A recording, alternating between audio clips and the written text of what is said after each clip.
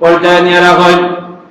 এর লাগিয়া ওই সময় মুসলমান সিনার একটা উপায় রয়েছে বলে মুসলমানের সিনার উপায় লাগিয়া মুসলমানের পকেটের মধ্যে সবসময় তকি রাখতো, যদি কোন মানুষ মারা যায় আর ওই মানুষকে অন্য কোন মানুষ দেখে আর তার পকেটের মধ্যে একটা তকি পাইলায়, তার মানে পরিচয় গুলি এই ব্যক্তি হইল মুসলমান। এখন যদি তার পকেটের মধ্যে তকিও পাওয়া যায় না, তাই তারে মুসলমান পরিচয় কেমনে করতা, তারে কেমনে জানাজার নামাজ পড়তা, তারে কেমনে দাফন কাফনের ব্যবস্থা করতা। মুসলমান যদি পরিচয় না হয় তাইলে তো দাফন কাফনের কোনো প্রয়োজন হয় নাই।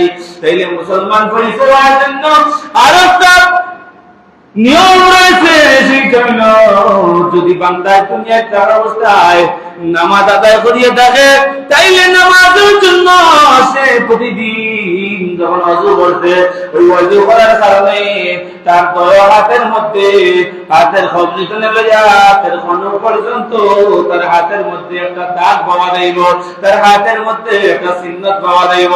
যেই চিহ্ন দেখিয়া বুঝতে পারবো যে এই ব্যক্তি নামাজের জন্য ওযু করছে, আর এই ব্যক্তি হলো নামাজি, আর এই ব্যক্তি যেহেতু নামাজি এই ব্যক্তি হলো মুসলমান।